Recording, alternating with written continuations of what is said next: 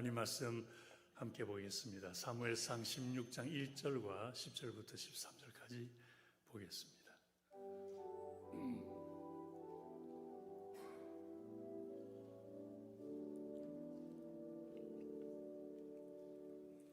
큰 목소리로 같이 합독해서 있습니다. 시작.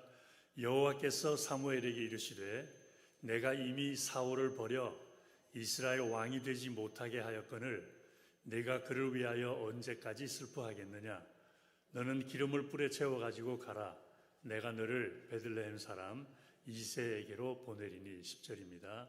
이는 내가 그 아들 중에 한 왕을 예스나했음이니라. 10절입니다. 이새가 그 아들 7으로 다 사무엘 앞을 지나게 하나 사무엘이 이새에게 이르되 여호와께서 이들을 택하지 아니하셨느니라 하고 또 이새에게 이르되 내 아들들이 다 여기 있느냐? 이새가 가로되 아직 말자가 남았는데 그가 양을 지키나이다. 사무엘이 이새에게 이르되 보내어 그를 데려오라. 그가 여기 오기까지는 우리가 식사 자리에 앉지 아니하겠노라. 이에 보내어 그를 데려오매 그의 빛이 붉고 눈이 빼어나고 얼굴이 아름답더라. 여호와께서 가라사대 이가 그니 일어나 기름을 부으라. 사무엘이 기름불을 취하여 그 형제 중에서 그에게 부었더니 이날 이후로 다윗이 여호와의 신에게 크게 감동되니라. 아멘. 기도하겠습니다. 아버지 고맙습니다. 오늘도 저희들을 주님의 사랑의 품에 품어주시고 주님의 크신 계획을 따라 저희들을 인도하시며 우리의 부족한 입술로 아버지의 거룩함을 찬송케 하시니 감사를 드립니다. 예수님 때문에 우리를 주의 자녀 삼아주시고 축복하시고 주관하시며 이끄사 우리의 인생을 아름답게 하실 뿐만 아니라 죽어 천국 영생까지 얻게 하시는 하나님의 은혜를 찬양하며 오늘도 주시는 말씀 앞에 귀를 기울입니다. 성령님 함께 하사 듣는 귀가 있게 하시고 깨닫는 마음이 있게 하여 주시옵소서. 말씀을 듣는 동안 임하시는 주님의 거룩하신 임재와 능력으로 육신의 질병들이 깨끗이 고침받게 하여 주옵시고 삶의 문제들이 해결되게 하여 주옵시며 필요한 일들이 채워지는 귀한 축복이 회복되게 하여 주시옵소서. 오늘 주시는 이 말씀으로 인하여 저희들의 삶이 아버지 앞에 좀 더 거룩하게 드려지는 산 제물이 되게 하여 주옵시고 아버지의 역사를 온전히 이루어내는 복된 삶이 되게 하여 주시옵소서. 간절히 바라오며 예수님 이름으로 기도하옵나이다. 아멘. 성경에 기록되어 있는 그 믿음의 선조들을 살펴보면 하나같이 다 하나님 앞에 축복을 받은 사람들이었습니다. 그래서 성경을 읽는 우리들도 그분들의 삶을 들여다보면서 그분들처럼 축복을 누릴 것에 대한 소망을 품죠. 아브라함처럼 믿으면 아브라함이 누렸던 복을 누리지 않겠느냐. 야곱처럼 믿으면 야곱이 받았던 복을 받을 것이지 않겠느냐라는 소망을 품습니다. 그 외에도 요셉처럼 모세처럼 다윗처럼 믿으면 그들이 누렸던 복을 누릴 수 있을 것이라는 믿음으로 신앙생활에 열심을 내고 있습니다. 그런데 그런 사람들을 축복하신 하나님의 역사를 보면 한 가지 좀 의아한 것이 있습니다. 모든 그들의 삶 속에 똑같이 나타나는 현상인데 분명히 하나님은 그들을 축복하려고 부르셨는데 그들은 하나님의 약속하신 축복을 누릴 때까지 고생을 무척 많이 했다라는 것입니다. 마치 똑같은 기계에서 찍어내는 삶처럼 하나같이 다 고생들을 엄청 많이 합니다. 아브라함만 봐도 그렇죠. 첫째, 고향을 떠나고 아비집을 떠나야 했습니다. 가나안 땅으로 가기 위해서 그 먼 길을 여행을 해야만 했었고 가나안 땅에 닥친 기근으로 인해 애굽으로 내려갔다가 아내를 잃을 뻔하기도 했습니다. 그리고 그렇게 고생을 해서 예수님 따라다녔으면 하나님 따라다녔으면 그러면은 하나님의 약속의 말씀이 온전히 이루어지는 것을 보아야 될 터인데 그렇게 따라다니는데도 불구하고 겨우 아들 하나 얻었습니다. 그리고 죽을 때까지 많은 후손을 주겠다는 주님의 약속을 보지 못하고 죽습니다. 야곱도 그렇죠. 하나님께서 축복을 약속해 주셨지만은 야곱처럼 또 파란만장한 삶을 산 사람이 또 있을까 싶을 만큼 고생을 무척 많이 합니다. 형이 자기를 죽이려고 하는 바람에 외삼촌 집으로 도망을 가죠. 외삼촌 집에서 일하는 동안 싹을 10번이나 사기를 당하죠. 20년 후에 갑부가 되어서 고향으로 돌아왔는데 사랑하는 아내가 죽어버립니다. 또 가장 아끼고 사랑했던 아들 요셉이 들짐승에게 뜯겨 죽었다라는 소식을 듣습니다. 물론 거짓말이긴 했지만 야곱에게는 진짜처럼 들렸던 것이죠. 요셉도 만만치 않은 고생을 합니다. 형들에게 절을 받을 것이라고 했는데 오히려 미움과 시기와 질투만 받습니다. 그러다 결국은 아버지한테 인사도 못하고 애굽의 보디발이라는 사람의 집으로 종으로 팔려가 버립니다. 나름대로 성실한 일을 한 덕분에 어느 정도 인정을 받아서 생활이 좀 편안해지는가 싶었는데 부인의 농간으로 감옥에 갇혀버립니다. 그러니 우리나라 말에 산 넘어 산이라는 말이 이분들의 삶 속에 그대로 적용이 되는 것 같습니다. 이런 성경의 기록을 보면은 좀 이상하지 않습니까? 분명히 하나님은 아브라함을 축복하려고 부르셨다라고 우리가 그렇게 알고 있고 그렇게 믿고 있고 그렇게 말씀까지 하셨습니다. 그러면은 그냥 갈대아 우르 그곳에서 축복해 주시면 될 것 아니에요. 뭐 고향을 떠나야 할 이유가 무엇입니까? 그 당시 지난번에도 말씀드렸지만 아비 집을 떠난다라고 하는 말은 자기네 족속을 떠난다는 거기 때문에 족속을 떠나게 되면 모든 보호막이 없어져 버립니다. 지금처럼 나라 간에 무슨 뭐 협약이 맺어져 있던 것도 아니고 족속을 이루고 있던 민족 그걸 떠나게 되면 보호막이 사라져 버리는데 그런 위험을 감수하면서까지 가나안 땅으로 갈아야 할 이유가 무엇입니까? 또 25년 동안 그렇게 열심히 따라다녔으면 최소한 아들 25명 정도는 줘야 될 것 아니에요. 1년에 한 명씩이라도. 그런데 겨우 한 명밖에 주시지 않습니다. 그것도 그 아들을 얻기까지 얼마나 고생을 많이 했습니까? 그리고 결국은 약속하신 하늘의 별과 같은 후손은 고사하고 겨우 아들 하나 얻고는 인생을 마감을 해버립니다. 아들을 얻기는 했지만 고생한 것에 비하면 축복이라도 할 수 없는 상황이 되어버린 거죠. 야곱도 그렇습니다. 야곱을 축복하시려고 부르셨으면 그냥 그 자리에서 축복해 주시면 충분히 될 텐데 굳이 외삼촌 집으로 가도록 미움을 받도록 하시고 20년 동안 머슴처럼 고생하게 하십니다. 부인 2명에 첩 2명, 거기다 12아들 사이에서 일어나는 크고 작은 미움과 시기와 다툼과 질투, 끊이지 않는 분쟁 속에서 얼마나 고생을 많이 합니까? 요셉도 그렇습니다. 형들에게 절을 받도록 해주는 것이 하나님의 뜻이었다라면 그냥 그 자리에서 형들 보고 너희들 요셉에게 절해 그래버리면 끝나는 일 아닙니까? 그런데 굳이 형들에 의해 종으로 팔리도록 하십니다. 아버지에게 인사도 못하고 가족들과 생이별을 하도록 하십니다. 보디발의 아내의 농간으로 감옥에 갇힙니다. 가나안 땅에 기근이 닥치도록 하셔서 형들이 애굽에 양식을 사러 겨우 왔을 때라야 비로소 모든 것을 알고 절을 하고 무릎을 꿇게 되는 것을 보게 됩니다. 이렇게 생각해 보면 하나님의 역사가 좀 이해가 안 됩니다. 축복하려고 부르셨으면 그냥 축복하시면 될 것이지 왜 그렇게 오랜 시간을 걸쳐서 힘들고 어려운 일들을 겪도록 하시면서 축복해 주시는가라는 것입니다. 그래서 이해하기가 좀 쉽지가 않은데 사실 따져보면은 하나님의 역사를 이해하기 어려워하는 것은 하나님의 역사가 복잡하기 때문이 아닙니다. 하나님의 역사가 복잡하게 보이는 것은 하나님의 부르심에 대한 뜻을 우리가 잘못 이해하기 때문에 그렇습니다. 왜 부르셨냐라는 거예요.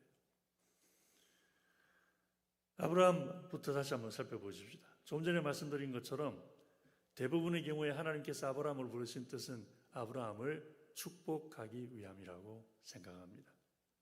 그래서 아브라함에 대한 말을 하면 대부분 아브라함이 아들을 얻었다는 거, 많은 후손을 결국은 얻게 되었다는 거, 아브라함이 하나님의 은혜로 가는 데마다 갑부가 되었다는 거, 그런 것들을 많이 강조를 합니다. 근데 지난번에도 말씀드린 것처럼 아브라함이 이삭을 얻은 것은 하나님께서 아들을 주실 것을 믿었기 때문이 아니었죠. 안 믿었죠. 아브라함은 사라가 이삭을 잉태할 때까지 하나님이 아들을 주신다는 거 안 믿었습니다. 못 믿었습니다. 심지어 하나님께서 아브라함과 사라를 찾아오셔서 내년에 이맘때에 너희들에게 아들이 있을 것이다라는 말을 했을 때 사라가 문 뒤에서 그 소리를 듣고 웃었다고 얘기합니다. 하나님도 참 농담도 그만하시면 됐지 그러셨다는 거죠. 그런데 놀랍게도 하나님은 아브라함과 사라의 불신에도 불구하고 아들을 주십니다. 왜 믿지 않았는데도 주시는 겁니까?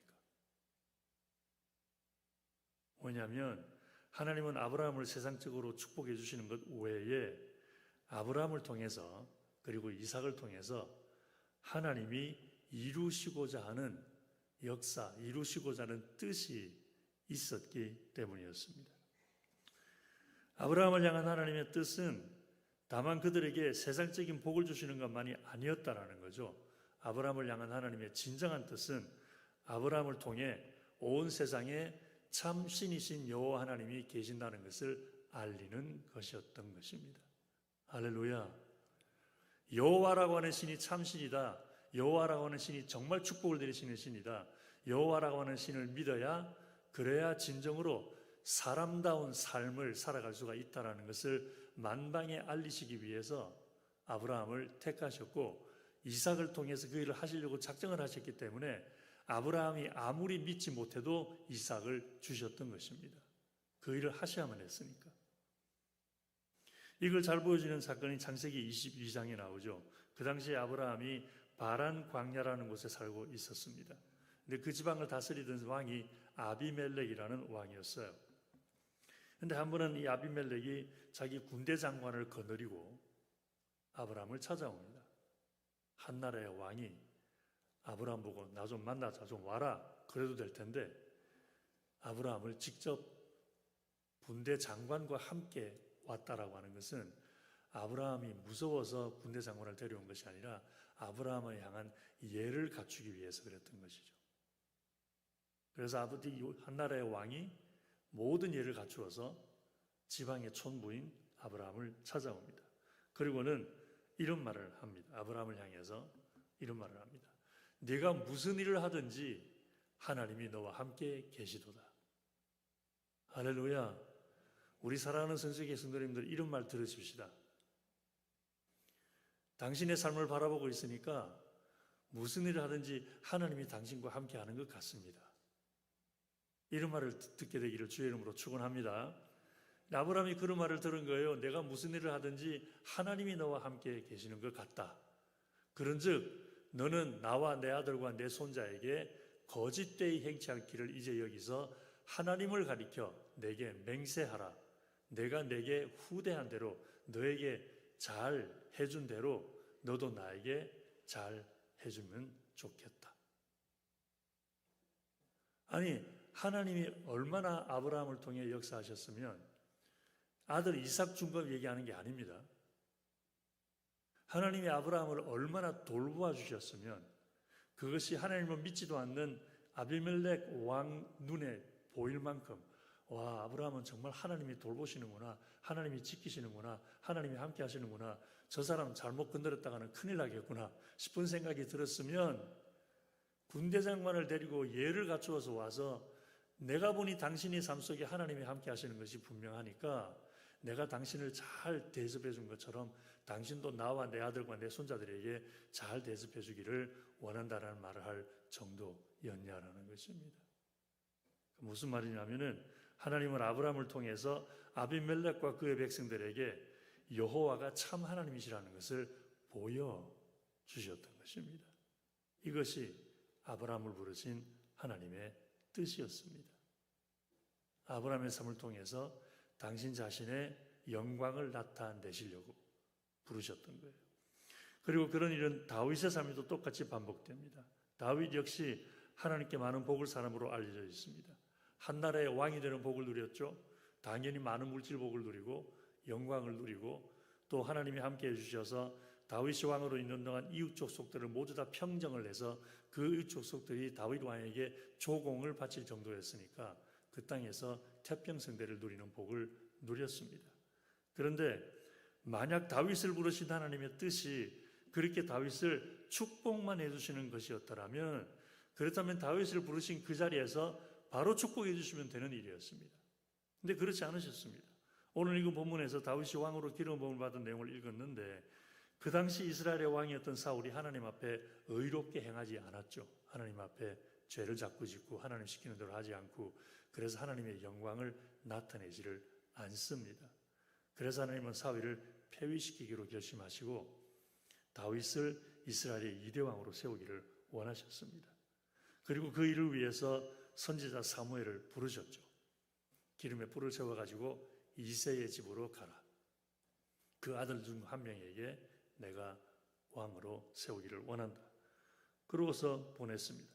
그래서 사무엘은 다윗을 찾아가서 머리에 기름을 붓고 이스라엘의 이레왕으로 임명을 했습니다. 근데 만약 다윗을 향한 하나님의 뜻이 그냥 다윗을 축복만 해주는 것이 전부였다라면은, 그렇다면 그냥 왕으로 기름 부은 즉시 그 자리에서 바로 그냥 사울을 처벌하시고 다윗의 대관식을 멋지게 치르시고 난 다음에 양 잡고 소 잡아가지고 잔치하고 그냥 축복해 주시면 되는 일이었어요. 그런데 안 그러셔요. 오히려 다윗이 이스라엘의 이레왕으로 기름 부음 받았다는 것을 백성들에게 알리지도 않습니다.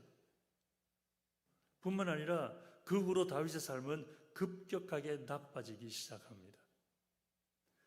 다윗이 블레셋 장군 골리앗을 물리쳤다는 것 때문에 백성들이 다윗을 칭송하는 소리를 듣고 사울의 마음속에 무서운 질투가 싹트기 시작을 하죠. 실제로 사울이 다윗을 얼마나 미워했든지 다윗을 죽이려고 창을 던지기도 했습니다. 군대를 풀어서 다윗 잡아오라고 명령을 내릴 정도였고, 심지어 다윗이 도망가는 것을 피신하는 것도 도와준 사람들을 죽이기도 했습니다. 제사장까지도 죽였습니다. 그리고 그렇게 다윗이 사울을 피해 숨어 다닌 세월이 장장 10년이 넘었습니다. 이런 것을 보면 하나님은 다윗을 축복하셨다고 축복하려고 부르셨다라고 말하기는 좀 어려운 그런 상황이 되어버린 거죠. 너무 고생이 심했으니까. 하나님이 부르시기 전에는 그런 고생 안 하고 살았는데 부르심 받고 난 다음에 너무 고생이 심했으니까 정말 하나님이 다윗을 축복하려고 부르신 건 맞아라는 소리가 나올 수밖에 없는 삶을 살게 됐던 거죠. 그럼 하나님은 다윗을 왜 부르셨을까? 다윗 자신의 고백이 해답을 말해주는데, 다윗이 사울 왕으로부터 구원을 받은 후에 이렇게 우리가 잘 아는 고백을 했습니다. 나의 힘이 되신 여호와여, 내가 주를 사랑하나이다. 여호와는 나의 반석이시요 나의 요새시요 나를 건지는 자시요 나의 하나님이시요 나의 피할 바위시요 나의 방패시요 나의 구원의 뿌리시요 나의 산성이시로다. 내가 찬송받으실 여호와께 아뢰리니 내 원수들에게서 구원을 얻으리로다. 여호와 하나님이 어떤 분이라는 것을 외칩니다. 여호와 하나님이 이런 분이라고 선포하고 고백합니다. 무슨 말이냐면은 다윗을 부르신 하나님의 뜻은 그냥 다윗을 세상적으로 축복해 주시려는 것만이 아니라는 거죠. 오히려 다윗을 부르신 하나님의 본 뜻은 다윗을 통해 여호와 하나님의 선하심을 만방에 선포하도록 하기 위함이라는 것입니다. 실제로 우리가 오늘 여호와 하나님을 믿고 그의 선하심을 신뢰할 수 있는 것은 다윗의 이런 신앙 고백이 있기 때문이죠. 다윗의 신앙 고백을 읽으면서 그런 하나님을 우리도 간접적으로 경험을 하기 때문에 그렇습니다.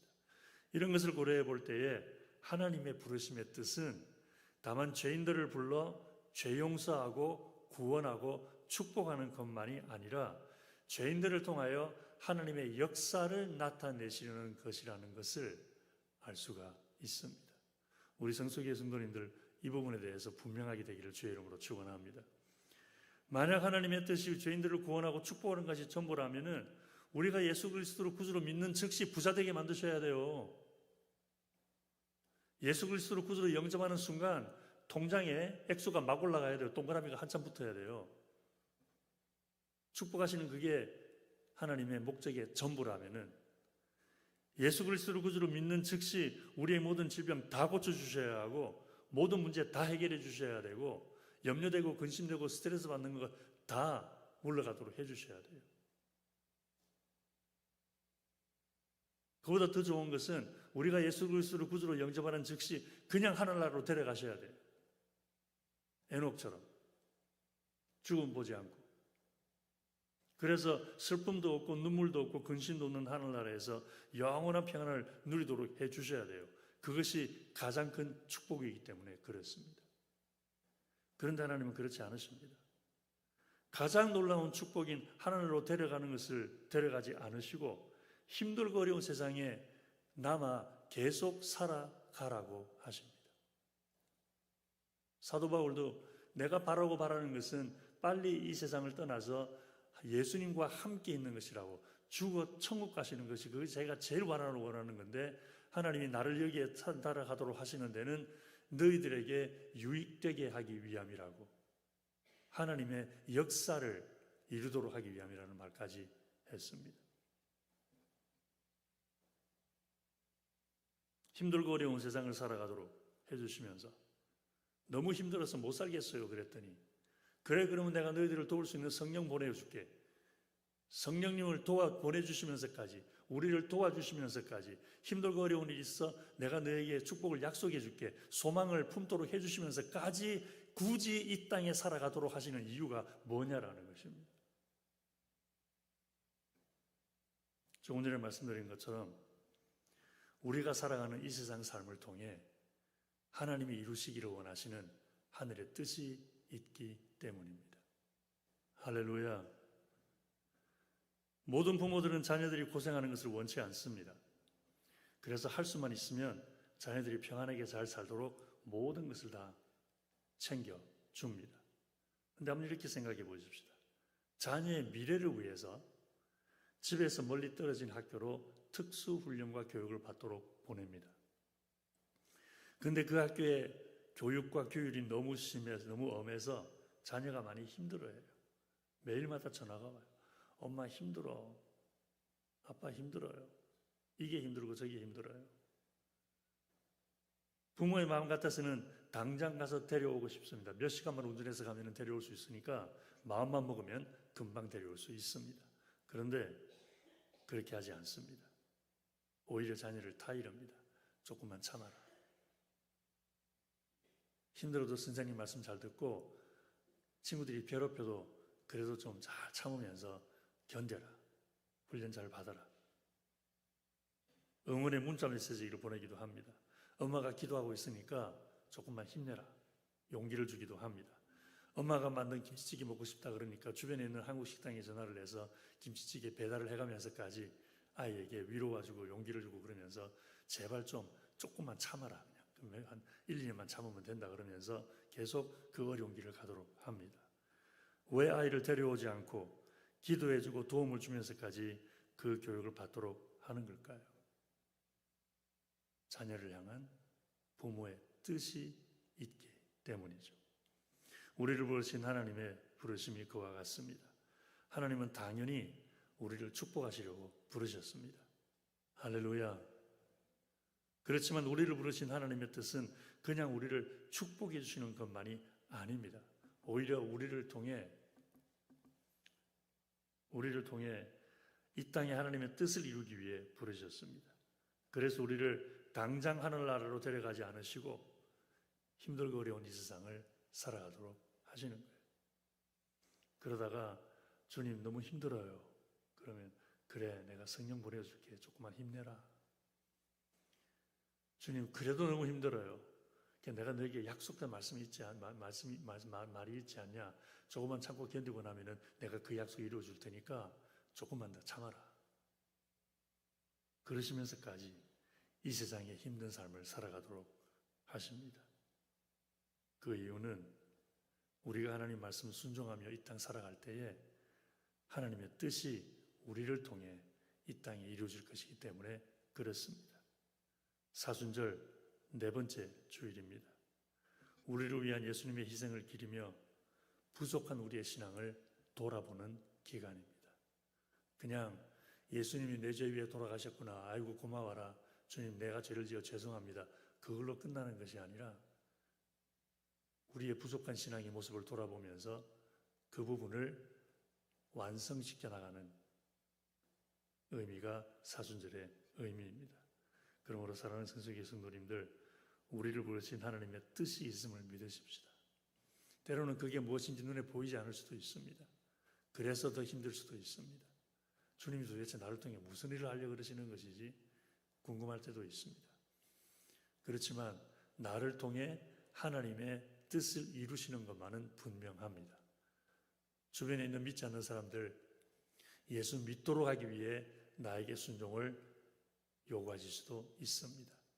힘들어하시는 분들, 고통스러워하시는 분들에게 힘과 용기가 되고 위로가 되도록 하기 위해서 나로 하여금 믿음의 길을 가도록 하시는 경우도 있습니다. 또 미래에 내가 필요한 일을 마련하기 위해서 지금 나의 삶을 그렇게 이끌어 가시는 경우도 있습니다. 그러므로 주님이 우리를 부르신 뜻은 그냥 이 땅 살아가는 동안에 잘 먹고 잘 살다가 죽어 천국 가는 것이 전부가 아니라 힘든 이 인생을 살아가는 동안에 우리를 통해 하나님이 이루기를 원하시는 하나님의 뜻이 있기 때문이라는 것을 알고 이번 사순절 기간 동안에 더욱더 주님께 순종하기로 다짐하는 결단이 있게 되기를 주의 이름으로 축원합니다. 기도하겠습니다. 아버지 고맙습니다. 우리같이 연약하고 부족한 삶을 통해 하늘의 거룩한 역사를 이루시는 주님을 찬양합니다. 때때로 주님의 역사가 눈에 보이지 않고 주님의 뜻이 이해가 되지 않아 왜 이렇게 살아야 되는지 알 수가 없어 순종하는 일이 힘들고 어렵게 느껴질 때에 성령님 함께하여 주셔서 우리를 통해 이루시기를 원하시는 아버지의 뜻이 있음을 온전히 믿을 수 있도록 도와주옵시고 그 뜻이 이루어지기를 사모하며 주님 이끄시는 대로 온전히 순종하며 따라가게 하여 주시옵소서. 주님의 뜻을 온전히 믿게 하시고 주님의 이끄심을 온전히 신뢰하게 하시고 주님의 은혜와 축복하심을 온전히 믿도록 도와주시옵소서. 간절히 바라오며 예수님 이름으로 기도하옵나이다. 아멘.